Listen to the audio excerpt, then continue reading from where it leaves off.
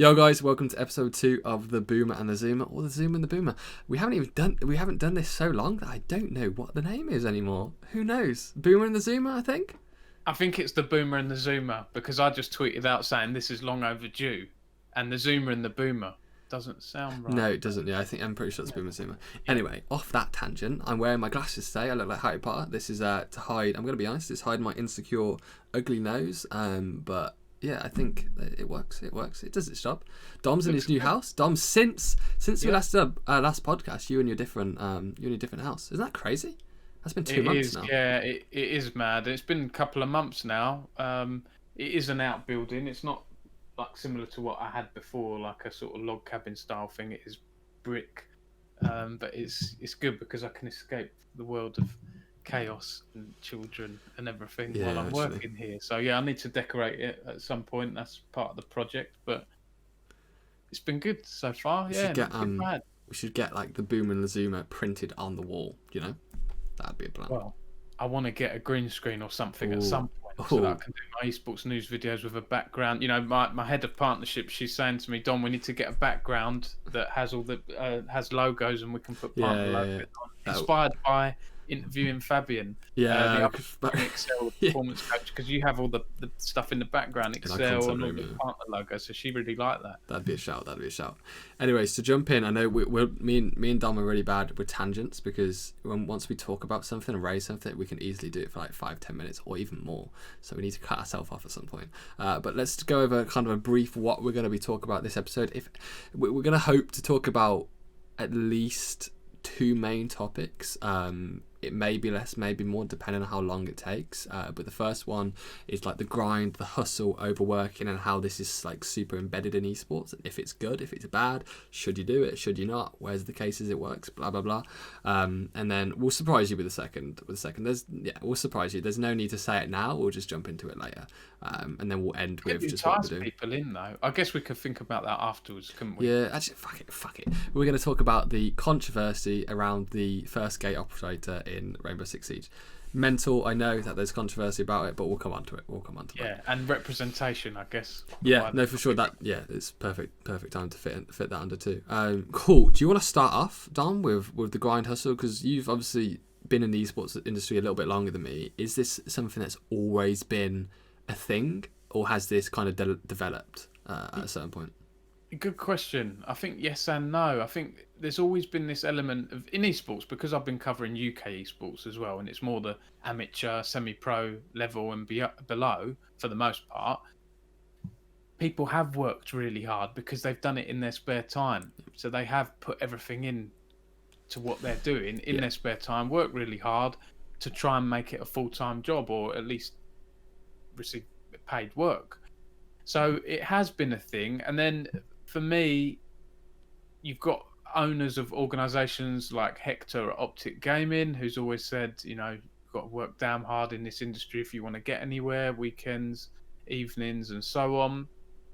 But I think recently more and more people have been talking about the idea of working. And honestly, I don't even think it's exclusive to esports. I think this is a mindset that people have in business in general. You know, get up at, some people out there, don't they? I'll get up at 4 a.m. and I'm on it, and I'm in the gym and I'm doing this and I'm doing that.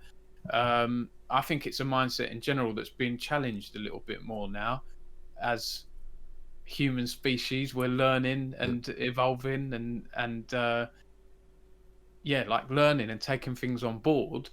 And I feel like people are realizing you don't need to work silly hours. Work smarter. Working smarter is better than working harder. I love that you put it that way too, because that is esports in a nutshell, right? People think that you have to just keep yourself busy every second of the time. No, just work better. You know what I mean? Just work smarter.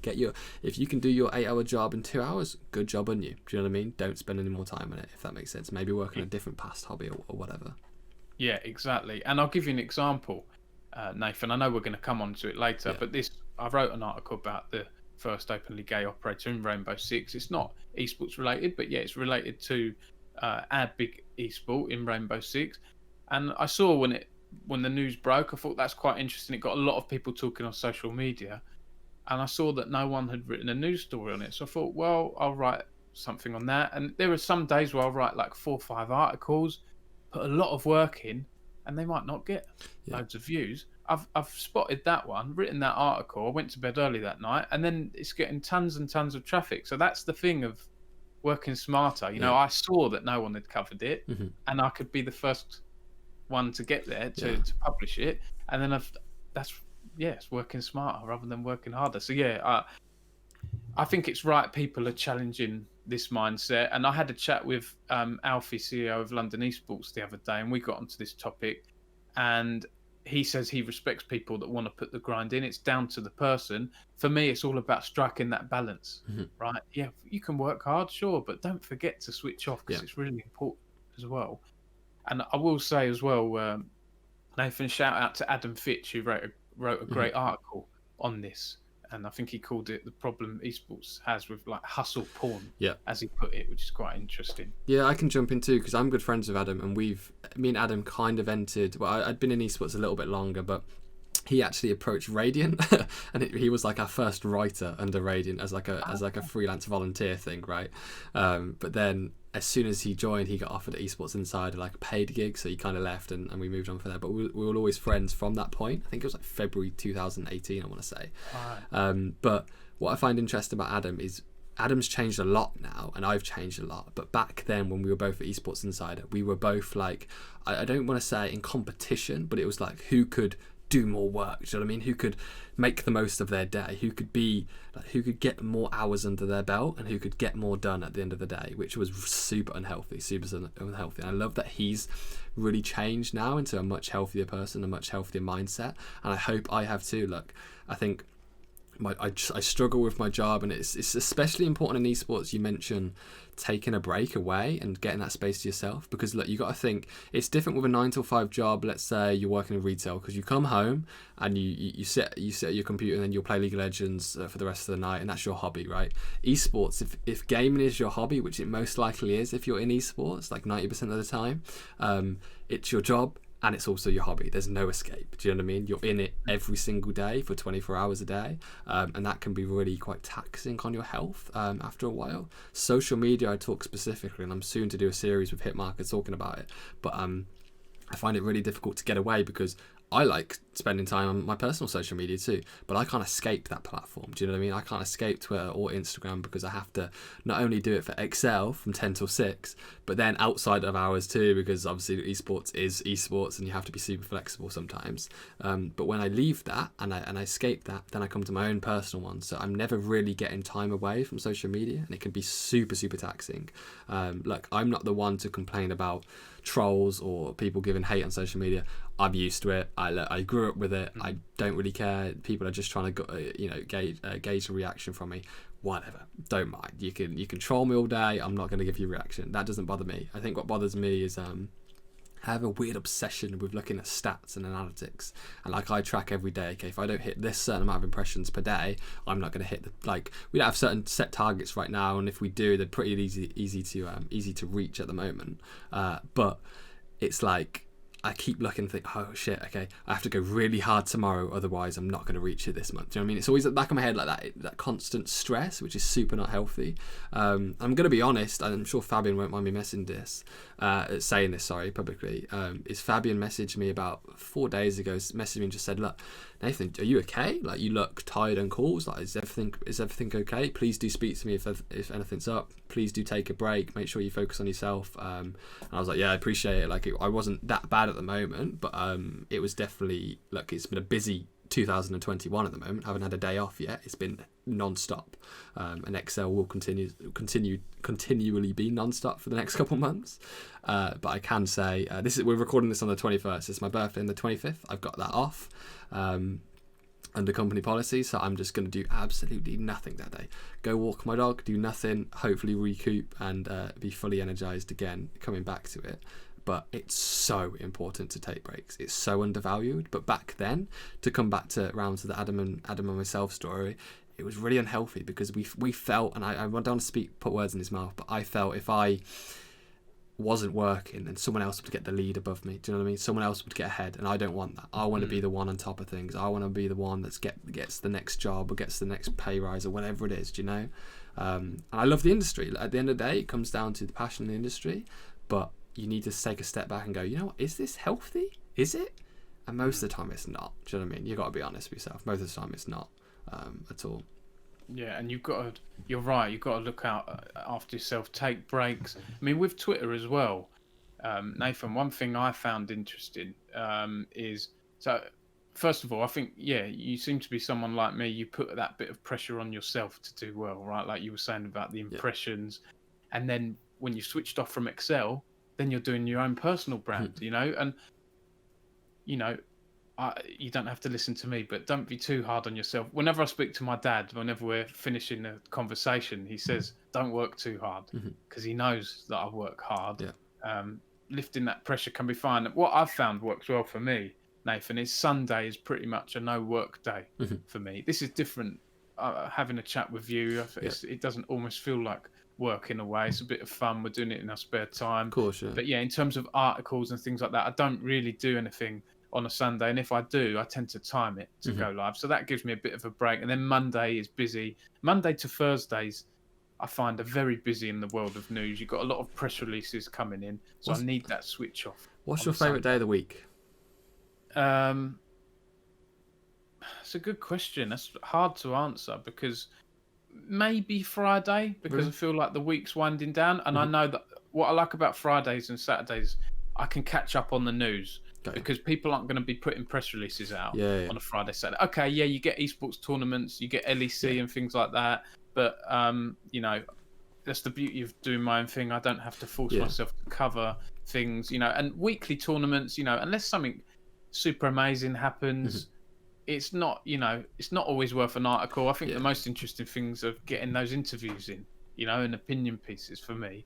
What about you? What's your Monday? favourite? I love a Monday, man. I really do. I don't know. It feels like a fresh start. Do you know what I mean? It feels like a really, because like I'm definitely like you. Sundays are full chill days, unless it's like a super week, unless something's happening in Fortnite or whatever it is. I love a Monday like so much. I wake up in like such a good mood for Mondays, and it's always a good start. And I probably get most things done Monday, and then it's like a slow decline throughout the week. But Mondays are my favorite day for sure. Like I push people, like a Monday, and you'll like most things you do. Do you know what I mean? Because if you can get a good start to your week, it's the little things, man. I don't want to be like that motivational speaker, but there's little things like make sure you make your bed as soon as you get up, and you get out, make it. You know, open the blinds, go get some breakfast straight away before you forget. Go get that. Go hop in the shower. Whatever your morning routine is after that, then sit down and do work. Make sure you get it all done. It's just peace of mind, you know? I find it really weird. It's that feng shui thing. I think it's called feng shui, where you know, make your bed and it looks nice. If a room is too messy, you know, I can't fault my wife. I can't fault the kids. If I come in to the living room after a day working in here, or you know, I come in at lunchtime, it's an absolute tip in the house. Like I don't mind, because we've got young children and stuff like that. And there are spaces in the house that are kept clean. But when it's too much, you know, and then I help my 4-year-old helps me clear up in the evening before he goes to bed, which is quite nice. Then it looks nice, you know, and then my wife can we can watch TV together or whatever, and it's a bit. I need that. I can't have things that are too messy. The other thing I'll say, Nathan, before I forget, is you were saying about you can't switch off from Twitter. So something I found. This was probably about a couple of years ago when I first started playing World of Warcraft on a role-playing capacity. Like Dungeons and Dragons, I have my own character. I set up a Twitter page for my own character, which when I did that at first, I wanted to keep it completely separate to yourself, to me, and not say this is by Dom Sacco. I ended up writing a book and doing all fan fiction and everything, so that didn't happen in the end. But it's still the case now. I like logging into Twitter as my character's profile page, because the kind of people I follow on there are all people that do like Warcraft art and fantasy art, and that for me is real escapism, because I'm scrolling through. There's no news really. There's no drama. It's all just amazing pictures, and so I can really get lost and really relax. I like that. Yeah, no, I like that. I haven't even thought of it in that way, because my Twitter, I follow so many people now. It's just a mixture of Call of Duty banter or Call of Duty beef or League of Legends beef or news or like just funny memes. Like it's a bit of everything. Do you know what I mean? I quite like that idea because you're right, escapism, and you're using the platform for positive. So hopefully it releases that little bit of dopamine to go, okay, I like using this. Do you know what I mean? I like using Twitter. Exactly, and you can make lists. You know, I've True. Since taking Esports News UK full time, I'm a lot more. I follow more of a routine now. So in the mornings, I check Feedly. I've got RSS feeds set up for loads of different news sites. I've got Google Alerts set up, emails with keywords like League of Legends, UK Esports, all that stuff. And then I have Twitter lists. So I have a list that is That's smart, yeah. prominent journalists, prominent publications, and I can see what's going on. You know, so you can make lists, but it's not quite the same. When I'm logging in as my alter ego, as a different character, that's quite nice. No, I can imagine, yeah. To loop back round and go back to, I guess, the grind and the hustle, it's a question I'm going to throw out there. And I like how you put it with the interview with Alfie, because I don't know, I think you can give this answer to absolutely anything in the world. Like, if someone wants to do it, let them do it. Do you know what I mean? If that's what they enjoy and what they thrive off, don't stop them. You can tell them and advise what works for you, but it annoys me when you mention it, when you see these like Navy SEALs on YouTube. I wake up at 4 a.m, I go for a 3-hour walk, I eat 20,000 pancakes, and I do some fucking lifts. It's 7 a.m, I've answered 2,000 emails. It's like, mate, that's mental. That's not me. You know what I mean? That's not me at all. I'm never waking up at 4 a.m. in my life. As simple as that. I'll wake up at like 8:30, 9, because I go to bed quite late. Do what works for you. I hate this whole... I'm similar. God, I can't stand it where it's like, make sure you wake up at 6 a.m, do this, do that, get a good start to your day. Do what works for you, man. Some people. For sure. Yeah, do what works for you. And I have to say, I am most efficient when I get up at about 7. Really? Because I'm ready. I've had breakfast by about 7:30, 20 to 8. And then in that time of like 7:30 to 9, my inbox isn't busy. I can plan You've got a bit ahead. of peace, yeah. Yeah, sometimes I'll get up a little bit late, like 8, half 8, and I have to jump straight into a work call or something, and that's not good because then my emails are piling up, news is happening. So for me, 7 is best, but I'm not good at sticking to that because I know that, I stay up a little bit late and play games sometimes or work. I think that's why I quite like nights then, because it's something that I don't notice sometimes, but when it's peaceful, when Twitter's not moving too fast, I'm getting no messages, I'm getting no emails, it's just silence, my mum and dad are asleep, Lux is in her bed, it's just chill. That's when it gives me another burst of energy to go, you can do work now because there's nothing to worry about in the world. Do you know what I mean? Just go do a little project that you've been pushing aside for a little bit. I like that. Yeah, I'm similar as well. So one of my favourite times to work is we've had dinner, the kids are asleep, kids are in bed, and it's about 9 o'clock, and my wife might be watching TV. And then I'll get the laptop out, and I'm chilled because there's no emails coming in. Yeah. There's a few people talking on Twitter. Yeah. And people haven't gone to sleep yet generally. So if I get a quick article up or an opinion piece, it's still good numbers. Can do quite well. But so maybe Nathan, now that I'm doing this full time, maybe I do a stint from like 9 to 11 and have quite a long lunch or something. It depends how busy the day is and what calls I have. And then switch off for a bit, and then work a bit in the evening. It's finding what works for you. And I think that'll work for me. Because sometimes switching off at 5 or 6, and then I'm not writing any news until like 9 or 10 the next day. Okay, I can time content to go live. But I like the idea of having like a longer lunch and then working a little bit later at that 9 till 10, 9 to 11. Yeah, I think you mentioned a good point too. Look, things fluctuate, things change, days change by days. So it's always good to be flexible. But if you really want to work in the esports world, then it's a lot of hours. Look, how I've always put it is, look, I love this job. Don't get me wrong, I love working in this industry. I truly, truly do. And I've said this multiple times. I don't see myself ever working in any other industry. Simple as. I think I'm embedded now in this industry. I'm locked in, no escape. But I love it to bits. But at the same time, look, I love it to bits, but it's no 9 till 5. You know what I mean? It's no nothing like that. You need to be at least flexible, dependent on your job sometimes, like a good portion of the day, a really good portion. And look, you'll find sometimes that, look, when I say, let's say you work 10 till 10, I'm not talking you're working 12 hours consistently. You'll have so many. I'm talking you need to be around just in case. You know what I mean? It's a little bit different for me because I'm a social media manager. That means, look, if we need to get a post out at 7 p.m, we need to get a post out at 7 p.m. regardless. If we need to get a post out at 10, there's no choice. I need to get that post out at 10. It's a little bit different in other areas, but look, in evenings of esports, that's when the world comes alive. That's when games are on. That's when leagues are on. Yeah. Usually you get Friday, Saturday, Sunday, but there's still times, look, the NLC's on Tuesday, Wednesday, Thursday, so it can really be any day, any normal weekday. Look, I don't think esports has changed a lot now, and I'm saying this from my position. It's a little bit different if you're coming into the space, because you really need to have to stand out and prove yourself. And how do you do that? Well, the only way to really do that is just work a shit ton, work loads, and kind of prove yourself to people. And it's difficult because then you bring up the whole topic. Here's another spicy thing I'm gonna throw in there: volunteer work, internships, all that good stuff. I come from a background that, look, I did volunteer work for 3+ years in esports. You know what I mean? Like all that to pick up. You could even class Radiant as a 4-year long volunteer work, because it is. That's my biggest thing that I put on my CV when looking at esports jobs. So is it? It's difficult. I'm a big supporter of volunteer work. I really am, because I think use your initiative.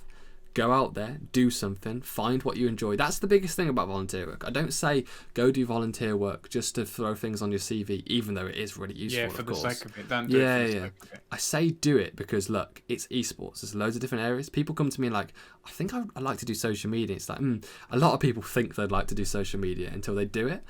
So why don't you apply for 3 volunteer jobs? And look, most of the time, guys, volunteer jobs are going to be really loose. They're going to have no set hours. They're not going to have super high expectations of you. If they do, that's probably not a company you should volunteer for, because you're doing it for free. They shouldn't have any they shouldn't be saying do this and that, I need all this done, and get angry at you when you don't do it, because you're working for absolutely nothing. I think do various different areas. Look, if you think you might like managing a team, go do a little volunteer job in that. If you can't find any on Hitmark or in any big organisations, then reach out to the amateur guys and offer that, because they won't have any kind of support like that, so they may be interested.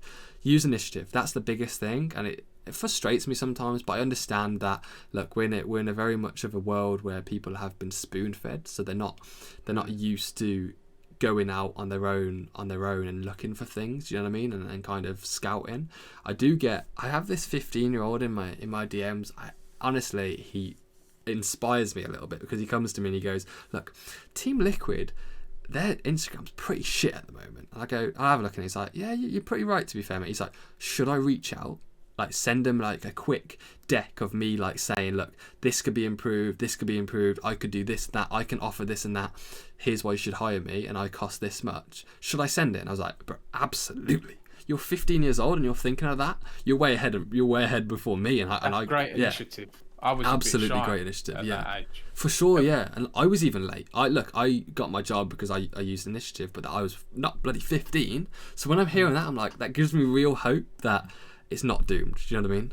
Yeah, and do you know what it reminds me of, Nathan, is when I first wanted to get into journalism and games journalism, and I read all games magazines. We spoke about that in episode 1.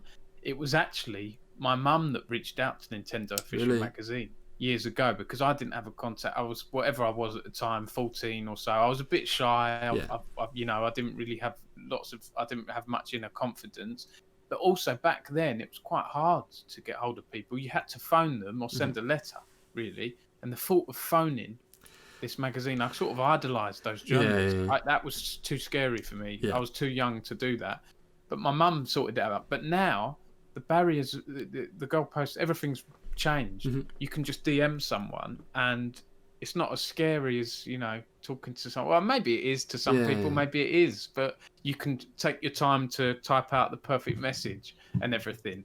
Whereas back then you didn't have that so much. So maybe, that person who DM'd you is naturally confident, or maybe it's this digital world we're in now as well, which has changed things for the good and for the worse. And depending on the For situation. sure, yeah, for sure. I just wanted to give another shout out to Hitmarker too, because I speak to a lot of people on the daily about how to get a career in esports, and I say, look, when I got my career, Hitmarker wasn't a thing. You are blessed to have this. You are blessed to have this platform. Brilliant. If you're not using it, I don't know what's happening. And this sounds like we're getting paid by Hitmarker to say this, but it's truly something that, look, 2 years ago or 3 years ago, this was not a thing. Do you know what I mean? This was not a thing. So when people come to me and say, I'm really struggling, it's like, have you looked at Hitmark? And they go, I haven't checked it out yet. Is it worth it? Whoa. Is it worth it?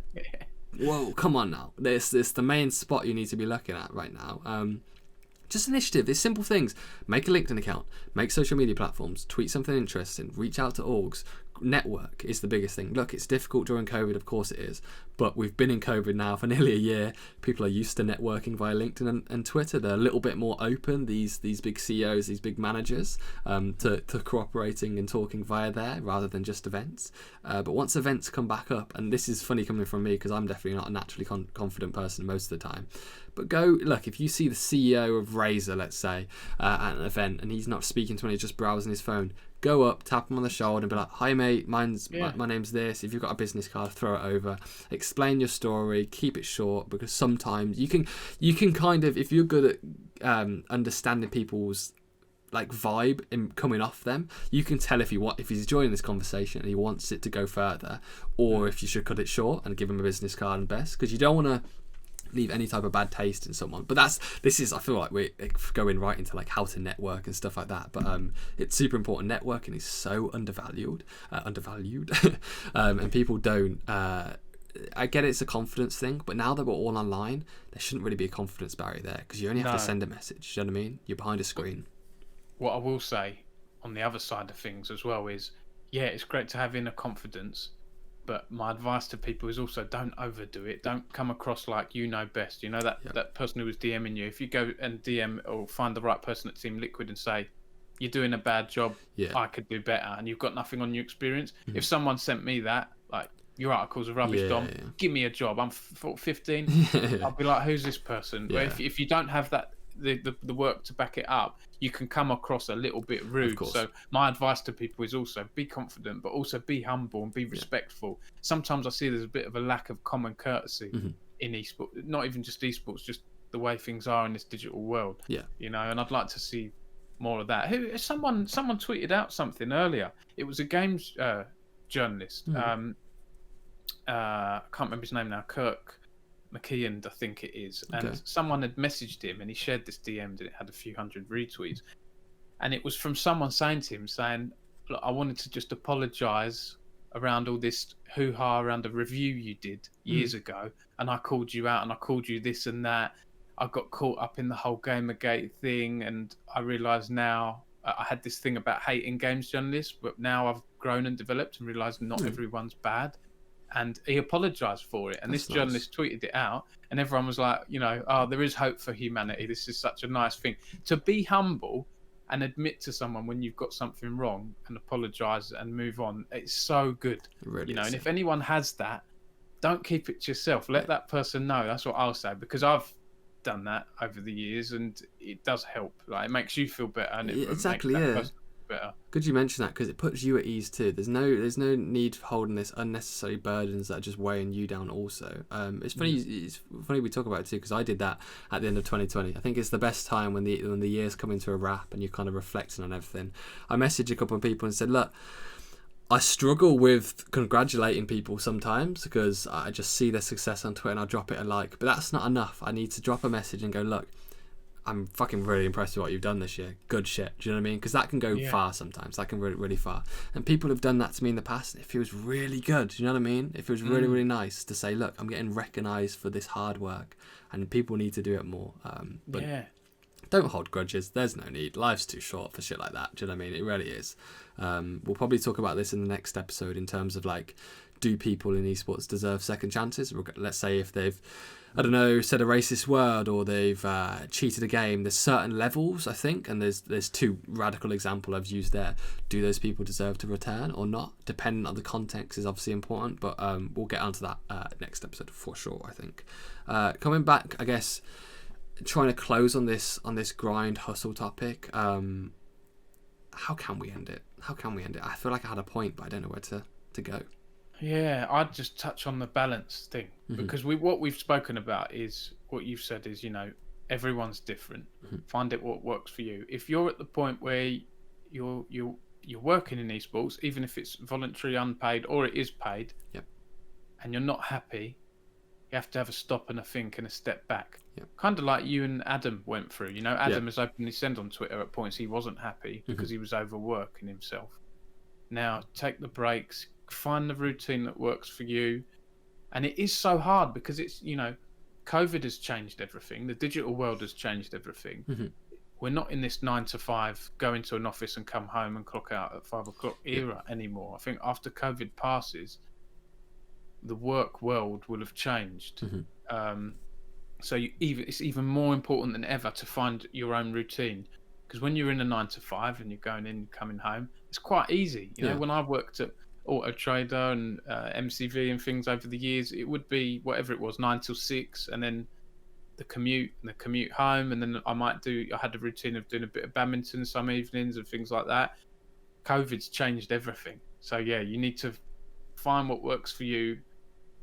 You know you best. Yeah, absolutely. Right? No one else knows you as good as you do. So but that's really hard to be mindful of your feelings and your thoughts. That sometimes I don't realise I'm not happy about something, It's difficult, isn't it? Trial things too. Look, if you think I try to go to bed early sometimes, it only makes me wake up later. So I'm like, okay, I'm just going to go to my bed my normal time, get my 8 hours, and that's fine. I like that you mentioned routine. I think it's because, well, I think anyways, is why 9 till 5 is so easy, because you have no choice. You know what I mean? That's not a choice you have. When you're working from home, it's total in your control. Do you want to work this hour? The next hour? Do you want to work 3 hours all together?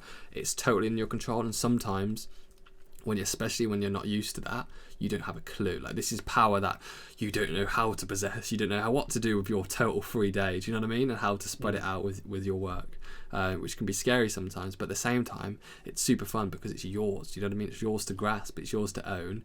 Do whatever you want with it. Look, if you've got meetings at certain points, you've got no choice about them, unfortunately. So try to fit it around then. But it's in your hands, which is quite exciting. I think sometimes, I don't know, I quite like it. And I will say, don't skip lunch, because sometimes I've done that and I get cranky. I'm a hangry person. If I'm hungry, I get a bit hangry. So sometimes I have to force myself, even if it's getting a bit late, like past lunchtime, like 2ish, I force myself to have a break, go and have something to eat. That's good, yeah.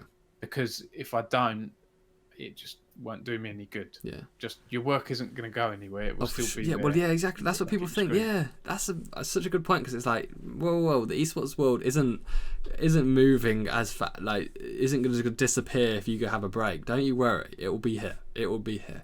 Take the time off and come back re-energized. It's the best thing you'll do. You'll find that if you're struggling to work, and this was something I saw someone share it on Instagram. It was like 5 signs that you need a break, and it was like, look, if you're tired, obviously is the first one. If you feel unmotivated about your work, if you feel like your schedule is just, sometimes I sit in, I'm like, I've got work to do, and I know I have work to do. They're like small, lesser important tasks, I guess. But instead, I'll watch like a YouTube video and I'll just procrastinate. That's a sign that, look, I just need to take a step back from it all, come back tomorrow with a fresh mindset and go again. Do you know what I mean? Simple as that. You'll find that if you do that, it's weird, because you'll do more work if you take a break in 12 hours than you would 3 days without a break. Do you know what I mean? Simple as that. So you're working as much as 3 people, really, if you take a break. Do you know what I mean? It's really important.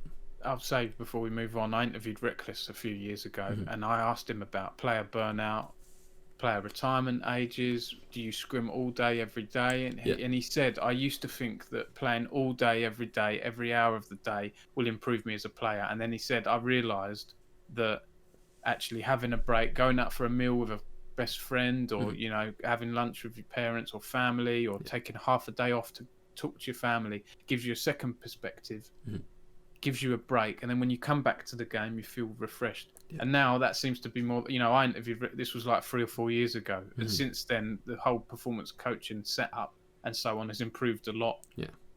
in esports. So Yeah, which is good to see, and we'll talk about. I think we'll touch upon that in the next episode too.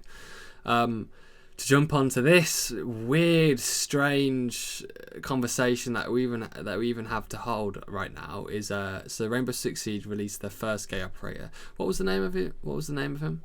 Flores. That's it. Flores. Master Thief. Yeah. So he has like little drones, explosive drones. I think there was a full reveal.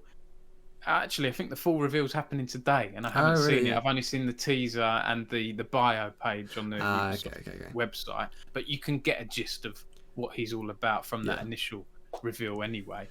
You'll be able to give more context here, but I just want to jump in and say, to give context firstly about Rainbow Six Siege, you can have different operators, they have little gadgets, like they're all different personalities, they all look different. It's pretty diverse in Rainbow Six Siege, to be honest, compared to most games, and it's pretty realistic of what humans look like, of course. But so they released this character to League of Legends and these fawns and whatever else. They're going very Disney, aren't they? Really?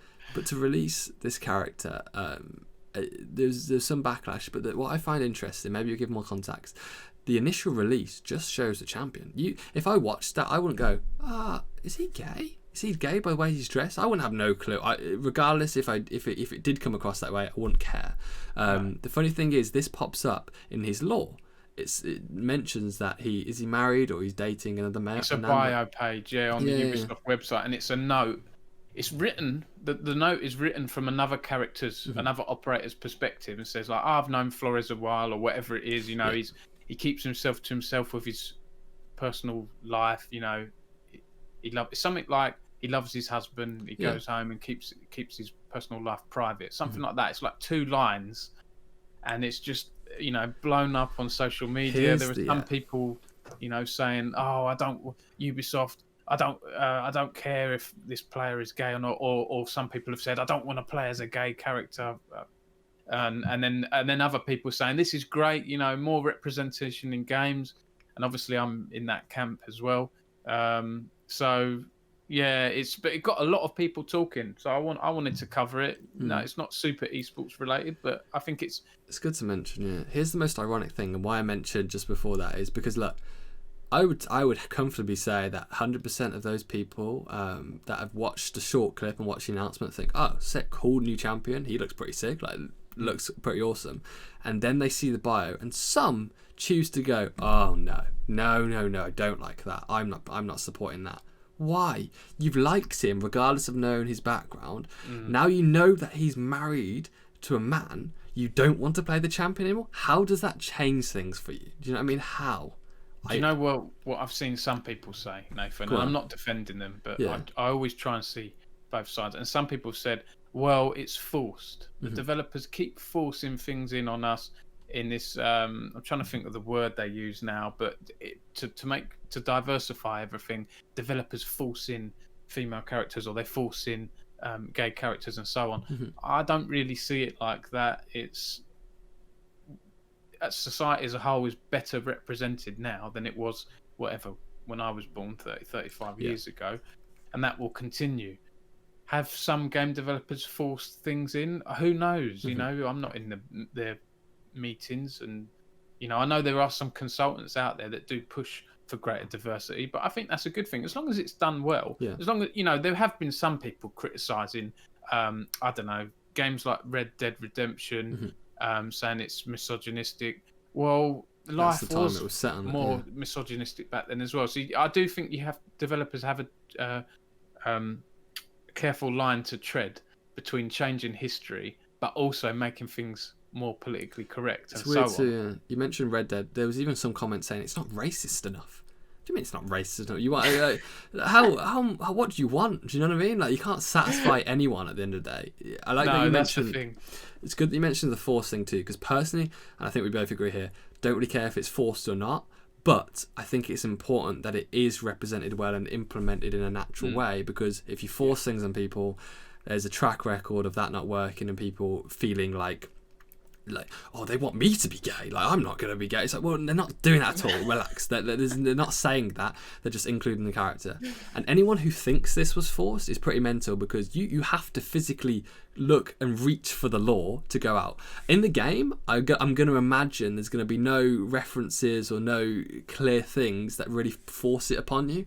And if there is, you don't have to play the operator. Wow, isn't that crazy? Yeah. Isn't that crazy? Do you know what's worth highlighting as well, Nathan, that I think of? Because this happens in the games industry quite a bit. There's a hoo-ha on social media, and some people on one side saying, how can they think like that? Yeah. And the other side saying, and getting all angry. There are a lot of young people that play games. Yes, Rainbow Six, I believe, is an 18+ age certificate game. But there probably are teenage and younger people that play it. And when they see that, they're still learning. You know, some of those haven't found themselves yet. Some of those might not even know what their orientation is, or you know, haven't found out things about it. Who knows? So that is a factor as well, I think, with games. We don't know the age of someone spouting off a load of stuff on social media. It could be a 12-year-old. You know, saying a load of nonsense because they haven't learned much about the world yet. I'm not defending those people. I'm just saying I feel like that happens in games sometimes, because you've got more mature gamers and then you've got immature gamers as well. Yeah. And it's a hotbed of opinion, isn't it, on social media? It's really difficult. I find myself, I'm quite good at putting myself in other people's shoes, and I really like looking from two different points. But there's certain topics I just struggle with, and it's not because I don't want to.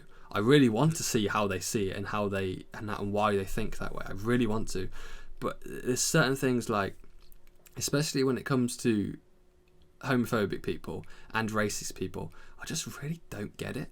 Because personally, and well, funny that I say personally because it doesn't matter to them at all. Of course, they're not thinking like this way. If it doesn't affect me, then why care? Do you know what I mean? I've never understood it personally. I've never really got it. And I really struggle to put myself in their shoes and see what they're thinking, and see what they're thinking. Go, he's married to a man? That's disgusting. I'm not playing that champion. And it's like, how do you think that way? Do you know what I mean? I really struggle, because it's like, it just doesn't bother me. Maybe I'm just a super relaxed person, just doesn't care. But I can't see the world that we grow, and the world's changing very rapidly. These things are becoming much more normal, which is good, as they should be. But there's still that army out there that feels the need to push away and fight it off. And it's like, what are you fighting? Because this is only what we're moving towards is only a better world for everyone. So what are you fighting? What are you trying to defend? Do you know what I mean? There's certain topics, like, I don't want to jump into it too much. There's certain topics where I think are pushed too much. And I think if you're really trying to push an opinion on someone, that's the worst thing you can do. Do you know what I mean? If you try to force it on someone. What you're saying as well reminds me of some religions out there. I know some have improved a lot. You know, Church of England and so on, a lot more open and diverse than it was before. But yeah, you know, I've watched Louis Theroux documentaries on Netflix, like the old ones. They're all really good. And there's one where I can't remember the name of the church now. It's something Baptist Church in the States, and they're known for their outlandish views. They go around, you know, by highways with signs like, you know, God hates the F word and all that stuff, like very homophobic stuff. I'm not defending them, but they're following a religion so blindly, or even a sort of bastardized version of a religion so blindly that they can't see other people's point of view, and it's just that viewpoint. If you support gays, or you're a gay person, you're going to hell. You can't converse with people like that. You can't change their mind. You really can't. I know I'm going off on a bit of a tangent there. No, it's good. Obviously, religion is super touchy, but you have to be careful, because it's their religion. That's what they've believed in their entire life. That's what they've been taught into. Do you respect it, or do you have to jump in and say, no, this is wrong? I think the one I'm talking about, they're more hate preaching. I'd say it's wrong. But everyone's different. But ultimately, representation matters. That's what I put in the headline. You know, Rainbow Six first openly gay operator, and then I've paraphrased someone on social media. Representation matters, and it does. And the more of this we have in games, the better in my view, as long as it's done like in the right way. But yeah, he seems like a cool character. I love thief characters. Yeah. He's a master thief. You know, he's the master thief in Rainbow Six. Makes me want to play the game. Yeah. I don't He mind if looks he's cool. gay or whatever. Yeah. It doesn't matter. Most of the population, it won't bother at all. They won't even flinch an eyelid it, and that shows how normal this is now. But there's that army out there that feel they're defending something. What are you fighting for? You know what I mean? What are you at the end of the day trying to achieve? Because realistically, it's nothing. It's pointless. But I would like to know. I'm going to throw this one to the people watching. I'd like to know your thoughts on that. Does it bother you at all? I'm gonna know. I'd hope any people watching especially our audience, wouldn't have any issue with it. But what are your thoughts, and why do you think people have an issue with it in first place? Is it just religion, or is it something else that personally affects them, and if so, how? Also, thoughts on the esports industry in terms of the grind, the hustle. Is that something you have experienced yourself? Because I know we'll have a lot of esports employees watching this. And is it something you'd recommend or to steer away from? Or like we've said, is it just do whatever you want, do what's best for you type of thing? That covers most of the main two topics we wanted to touch upon. And I think we've done it in a good time, 46 minutes at the moment. We're going to end off now with a little... just talk about our life at the moment. What's going on? What's going on at the moment for Dom Stacker and Nathan Edmonds, eh? Yeah, so I have just been really busy throwing myself into Esports News UK. I set up a consultancy also, so I've been doing this full time for 3 weeks now, and it seems longer than that. I've learned a lot in that time. Still getting a structure together, still setting things up slowly. Had a lot of calls with people because since I made that announcement, I had a lot of people DMing me on LinkedIn and other platforms. Just, can we have a call, Dom? And I've had, that's good. I've got first few consultancy clients on board, but I've also had a lot of little jobs coming my way. Dom, can you write an article for Barclays? Which I've done. Oh, can you do this for that? Because they know that I'm not full time with British esports, so they're like, oh, Dom knows esports. I'm getting people approaching me who have known me or maybe don't know me, but see me as an esports content person, and I can help them do what they need to do, whether it's making a few introductions with someone or writing an occasional article or giving them insight into what's going on in esports. And but I don't really want to get beyond a handful of clients because my life is already really busy with the news site. I've replaced British esports with consultancy, so I'm still doing two things: consultancy and esports news. I don't really need to do consultancy too much because I'm getting ads in and stuff on esports news. But my goal this year is to just grow, build some revenues up if I can, and then maybe bring on board some people to help with the site, maybe a few part-time writers. I have a few volunteer and freelance articles, freelance writers that I pay every now and then. But I'd like to get to that point where I can bring some more people on board, and then I can just do a bit more managerial type stuff. Yeah. So that's my busy life, and what about you? It's exciting. No, it's really exciting, man. It's nice to see that it's finally come into life. Do you know what I mean? It's finally come into what you hoped it would be, which is super exciting. And there's nothing better than growing your own project. Nothing at all in the world, for sure. I'm good. It's been, since November, we've had the brand launch, we've had Delhi, we've had loads of different merch drops, we've had a new website. It's been mental. And then I can't even... It's not public yet. No, I can't say that. There's another big step at Excel in the next 4 weeks, to put it vaguely. So it's been non-stop. Look, I haven't. It's my birthday Thursday. I'm 21. This should be out before then, hopefully. So I'm excited to have a day off and just relax and do fucking nothing. I'm doing. You mentioned the British Esports Association. I'm doing a stream with them far ahead of time now, but that's like the 22nd or the 26th of March. I'm not too sure.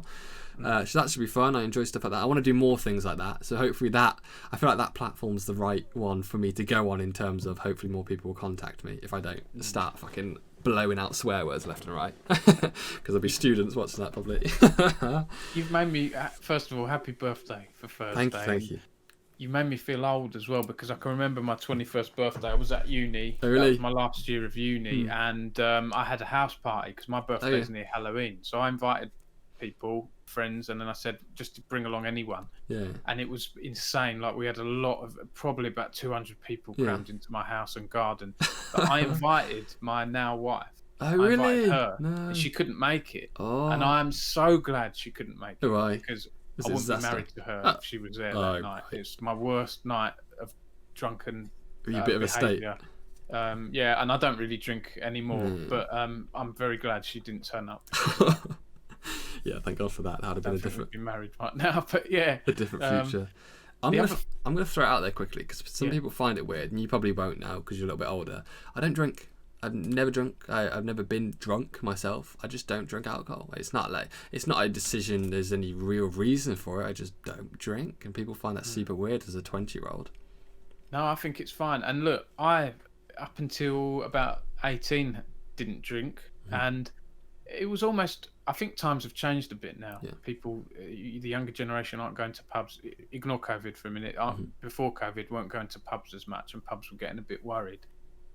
I felt a lot of pressure, peer pressure, to drink, but luckily I've always had good groups of friends that never pressured me too much. But like at uni, You can't escape it, can you? Yeah, I did start drinking a bit. I mean, it's so cheap. It's just a social thing, but I didn't get drunk too much. It was more like the third year that I did a little bit. I sort of thought, oh, it's my last year now. I'm going to have lots of fun. But yeah, I think that's fine. And I've stopped, the past 3-4 years, I really don't drink much at all. And there are some people out there, I think Ronaldo, the footballer, doesn't drink. There are some people out there that don't. Of course, it has lots of health benefits. But then they say, sometimes having a glass of red wine now and then is apparently good for you. It's good, yeah. So yeah, it's weird. I don't drink to get drunk. Of course not. I don't know. It's definitely not a conscious decision. But I also think at the same time, I can't stand drunk people. They do my fucking head in. Like, if you're drunk, like a bad drunk, get away from me, because I really can't. Yeah. And there's some people in esports I've been at parties. I could list a few that have done my nutting because they're just annoying, and you just want to put it lightly, to put it aggressively, as Joe Rogan says, you get that like instinct. You know what I mean? You just want to like punch them and just fuck off, get away from me. Do you know what I mean? And there's some people that do my head in, and I feel that has really put me off, because if I did that to someone else, I'd be really ashamed of myself. Do you know what I mean? And look, they're drunk. They don't have a clue what they're doing, but it's your image at the end of the day, I think. I don't know. Maybe I'm thinking about it too much. No, you get different types of drunks as well. Some people there are some friends I have, they're quite quiet drunk. And then other people that get loud, or other people that are silly and do silly dances on the dance floor or whatever. Yeah. Everyone's different. But yeah, I never want to go too overboard. There's no need for it, is there? Yeah, I don't know. That's just me though. It's like there's no real reason for it. I just don't. Some people are like, what? That's so strange. That's the weirdest thing ever. Some people are like, yeah, that's fine. That's normal. It's like, it's totally, there's two different sides to it. Do you know what I mean? I was in a band back when I was 17, 18, an old punk band, and I mentioned this to you because I was saying I like your hair, and you reminded me of when I dyed my hair blue, and then it went faded and went bleach blonde for a bit. But in one of the early songs I wrote, one of the verses is something like, I can't remember what it is, but it's along the lines of, I don't copy other people, I don't drink, I don't smoke, I don't do drugs. Okay. When my dad heard that, he was like, I'm so proud of you. Yeah. And some of my friends were like, oh, Dom. Are you sure? Just wait for it. Yeah, I was like, I was kind of proud of that thing, Yeah, it's just, it was weird. I was that weird kid that was like, I always used to get invited to these, Halloween parties and these yearly parties at a school. Nah, I'd rather stay at home and play Call of Duty. You know what I mean? That I'd rather work on Radiant. That's better for me. And it's funny now because they make the joke when I've met with them, when we could, in COVID, when we could meet up and have meals. They always said to me, it's nice to know that not going to the parties was worth it then, and stuff like that. And it's like, it truly was. It truly was. I will say though, when COVID's over, I learned when I was at uni, I played World of Warcraft a lot, and there were some nights out that I missed, and then there were some nights a few friends were like, come on, Dom, and I almost made myself go, and I'm so glad I did, because I met people, and and now when I have the chance to do that, I usually take it, but of course we haven't had that chance for a year or so now. So I think I'm quite lucky because I didn't go to uni, so my 18, 19, 20, 21 has been spent in esports, which I'm quite fortunate. I've been to so many events. That's what I use as that fill-in. Do you know what I mean? And yes, there's so much alcohol involved, but I just don't choose to drink it. I can network and talk to people and have fun, but I'm just the one not drinking. Do you know what I mean? And sometimes that can be a little bit shit, because when you're surrounded by drunks and you're not the one drunk, it's like you just feel a bit isolated. It's like you're like a different world in the same room. Do you know what I mean? But anyway, I think we just spoke about 10 minutes being drunk. Well, the one thing I wanted to say, we had this on the thing, what we're playing at the moment. Yeah. Maybe we can mention this at the start or at the end, see what people think. What do you think, whoever the people watching and listening to this? Let us know. But recently, I've been playing a lot of Hearthstone. Oh yeah. Because they've got a tavern pass, which is like the Fortnite battle pass. Oh yeah. And then if you finish it, you get to unlock some really nice hero portraits, right? So I really like the rogue portrait because it's Night Slayer Valyria, so it's like the old vanilla raid gear. Right? It reminds me of my old rogue, so I had to get that. That's pretty sick. But I got that the other day, so I've been playing that on and off for like the past month or so.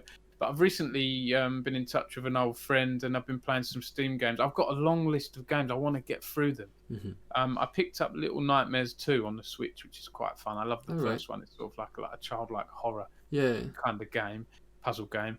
And I've also been playing Total Warhammer 2 again.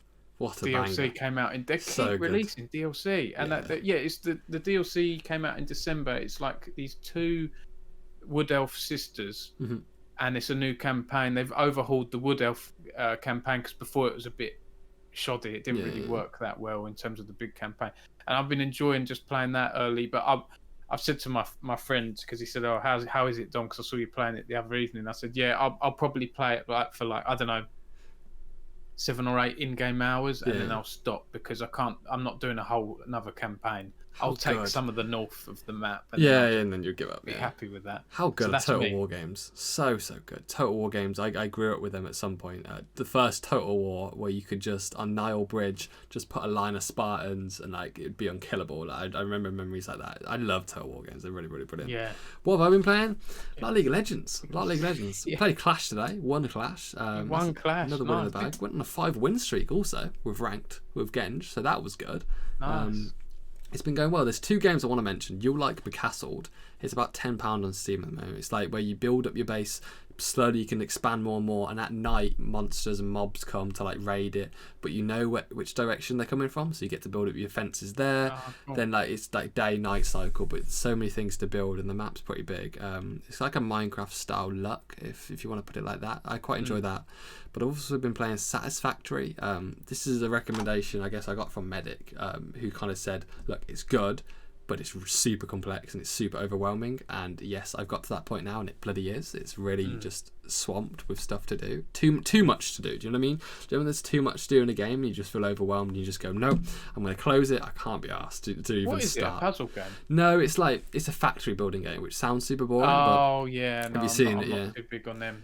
Well, I say I'm not too big. I mean, I'm a hypocrite because I like Warhammer, and I like when you're outside of the battles, I like taking the different settlements and doing all the trade deals and stuff. But yeah, historically, I'm not a big RTS person. It's weird. It's quite fun because you're on an alien world, various different alien worlds you can go to. You can mine resources and then connect your like what do you call them? The bloody things that move things on. Oh my god! It's the main point of the game. Well, like a factory arm, like conveyor. It's conveyor belt. Conveyor belt's like the perfect thing in this game. So I can conveyor belt there, make it go up, make it go across. Like there's so many things to do, and I'm on like tier 2 right now, and there's 9 tiers, and tier 2 is already like, what the fuck am I doing? Like there's so much to do. It's so overwhelming. So I don't know what tier 9 is, mate, because it only goes up. Like it's mental. It's absolutely mental at the moment. I haven't played it in like 2 weeks because it's just too overwhelming. It's too much.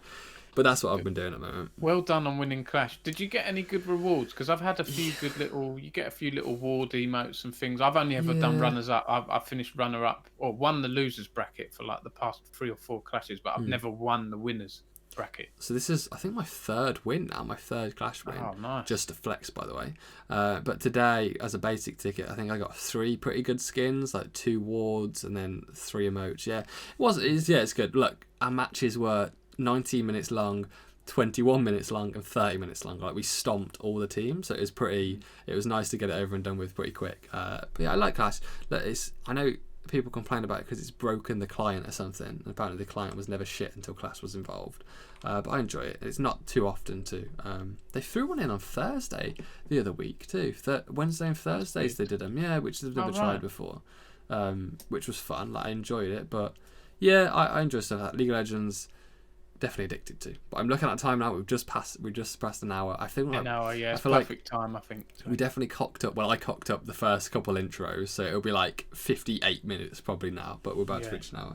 Anything you want to end off? No, I think that's it. I think it's been a good chat. Just echo what you said, Nathan. You know, let people in the chat or who watched this leave a comment. Let us know what you liked. For me, I enjoyed doing these because it's a nice chill out chat. We can just talk about anything in esports. It's quite relaxed. Yeah, that's it. Thanks for watching. Really, follow us on Twitter, Radiant_Nova 2As, Dom_Sacco 2Cs Sacco. But yeah, thanks guys for watching. Please let us know topics. We already got some 2 juicy topics for the next episode, so maybe drop us some recommendations for the 4th episode. But yeah, thank you very much. Sorry this has been such a long due process since the last one. It's definitely my fault partly, but it's also schedules clash. We've been super busy, both super busy people. Tough. It's hard to find an hour sometimes in a week. It is. Yeah, we'll try and do it a bit more even if it's a fortnight or once a month. Even once a month is fine, but yeah, we'll try and do it a bit more regularly. For sure, yeah. Fingers crossed. Fingers crossed. Touch wood. But yeah, thank you guys for watching. Stay safe, everyone, during these strange times. And yeah, we'll see you in the next episode.